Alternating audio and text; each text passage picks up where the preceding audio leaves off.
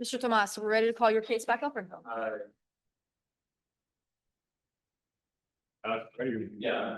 All right, I'll be on the state. On page 21, Ms. Link.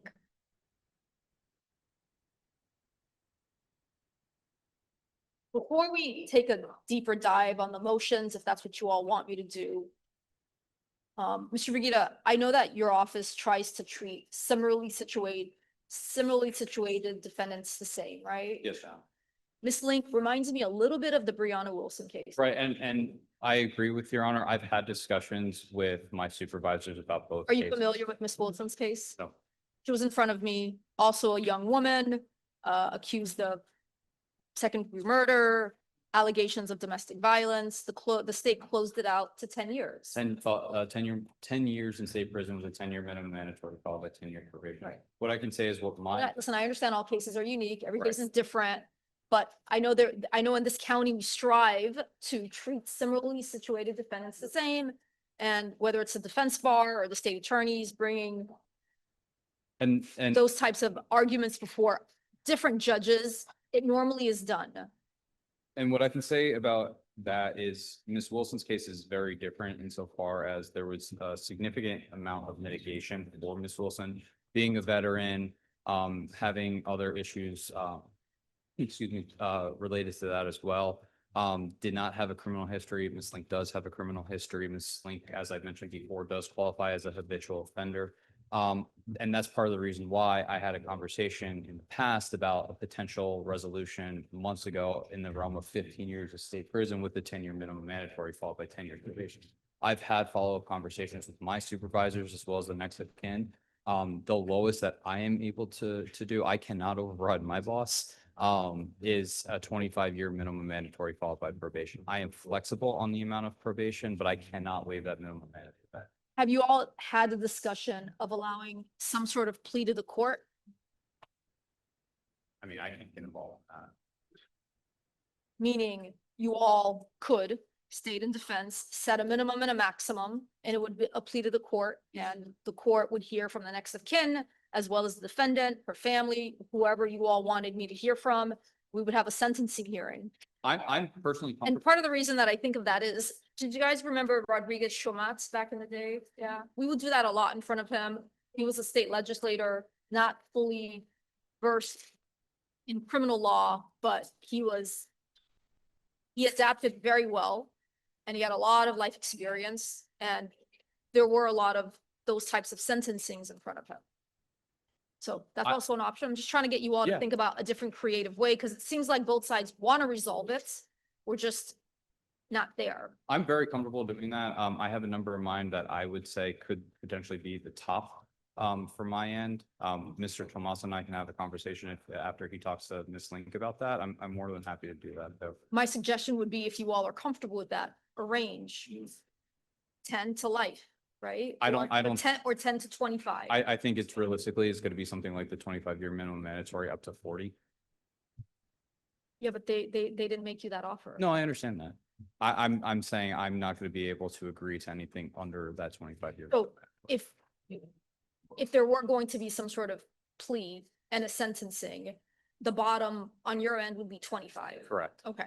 And I'm comfortable without having had the conversations I need to have with throwing a number of 40 out there, because I mean, again, treating every defendant the same, I could very well see this court, number one, sentencing this defendant to life, but also essentially capping yourself for 40 years. I could very well see that happen as well. I've had more than one defendant on trial for homicide that has been sentenced to 40 years. And I didn't mean to assume that you would agree to some sort of range, but I thought that you all would agree to 10 to 30 or 10 to 25 plus probation. I mean, without speaking to my client, I think she might agree to something like 10 to 25, but it doesn't sound like the state's. As the bottom. The bottom range. So 10 to 30, knowing that they want 25 and they want probation on the back end. I don't Right. know if you all would agree to some sort of probation. Anyway, all right, so I put it out there. You all can do with that. I don't want to say a suggestion, just trying to get you all to communicate, because it looks like both sides want to come to some sort of resolution. So I used the phrase earlier this week, many ways to skin a cat, and I used it earlier today on another case. Using it again now. Yeah. Alrighty, what's the update on those two witnesses? David Perez was the first witness. Ms. Link was gonna talk to you, Mr. Thomas, as well as her family. And then the other witness was, JP or PJ. So with the child, it's my understanding that child is in the care of Miss Link's mother, and it's my understanding that Miss Link's mother is not agreeable to producing the child at this time. And you and your client understand that once that's represented to the court, then that child is not, that witness, whether it's a child or not, is not available for trial, and the state's motion to exclude is well taken. I can grant it without prejudice. If something comes up between now and next week, you'll let me and the state know. Yeah. Ray, if you give me the motion to exclude. I can tell you which one is granted without prejudice.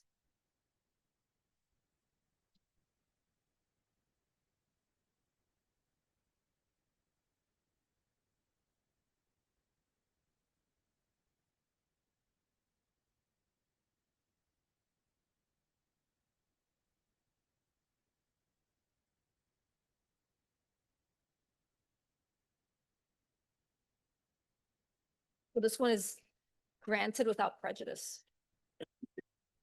Thank you. And what about David Perez? David Perez,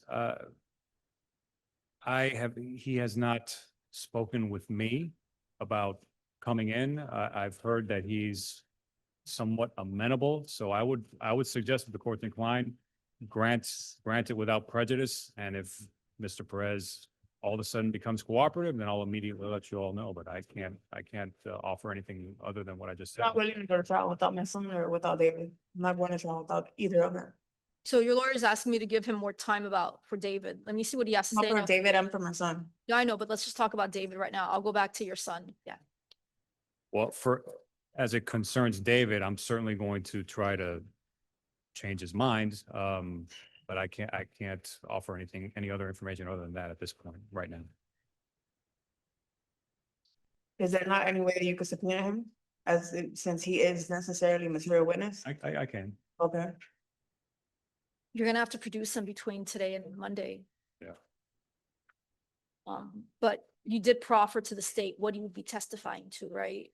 Yes, he was there when the alleged victim hit her over the head with a pistol and caused those lacerations. He believed that Mr. Perez was a man that she was seeing, but Mr. Perez is actually her cousin. That situation kind of caused the conflict that happened on that day.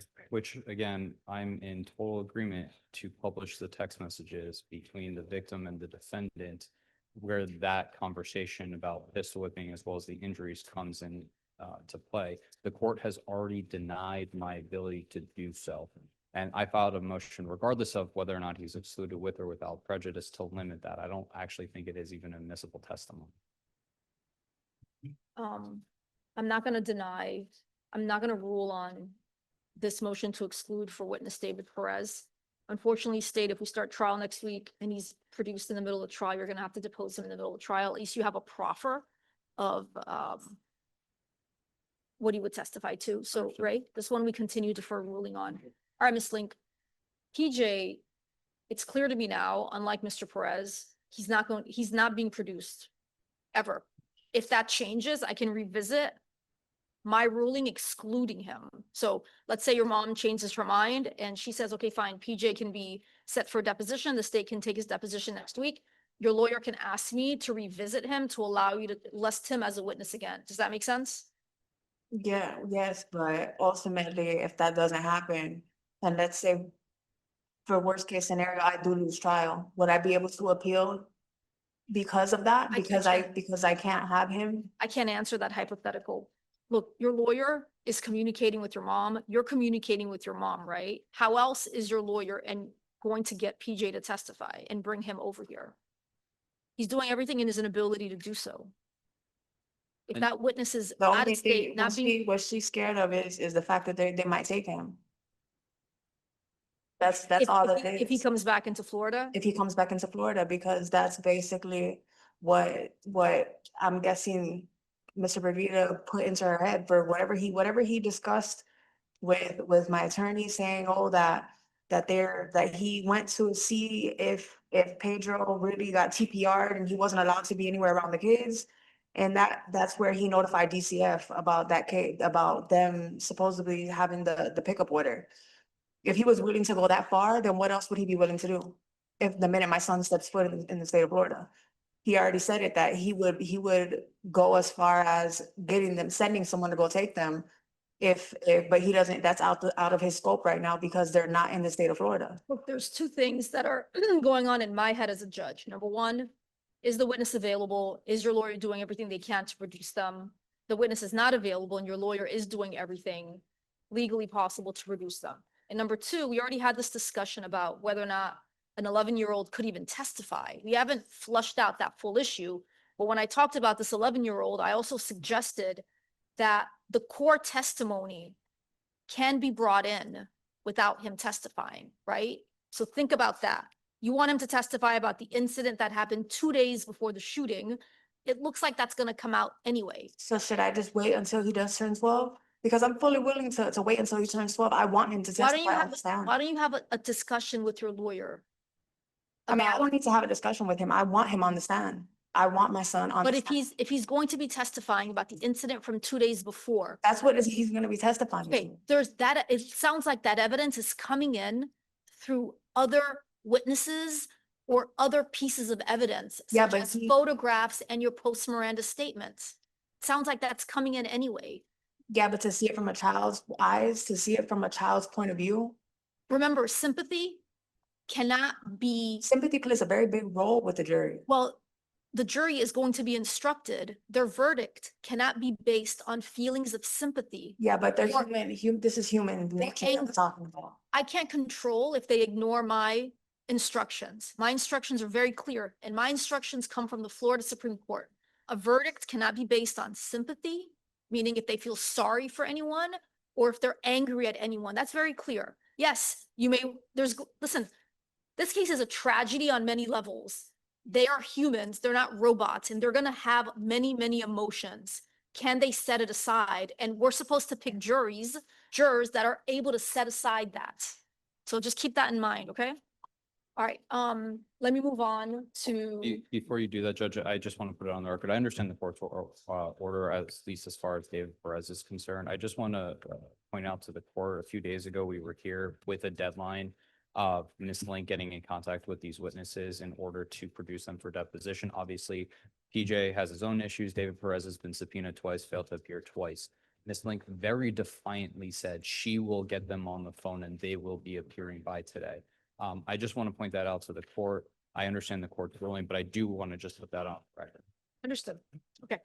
Now, the other motion you filed, It's essentially a motion to limit testimony. I didn't include all the limitations of testimony. Mr. Tomas and I did have a conversation regarding prior incidences of domestic violence. And he informed me that they wouldn't be bringing up anything other than the incident from a few days prior. But the reason I think that even that would be inadmissible is I would point out the two cases I cite, which are Barwicks and Freeman.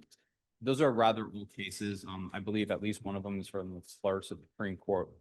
In Barwicks, there was a domestic violence incident between a husband and wife that happened about 3 or 4 weeks prior. And in Freeman, it was about 8 weeks prior to the actual homicide in each cases. Both of those cases, there was an intervening incident showing that the defendant did not have fear.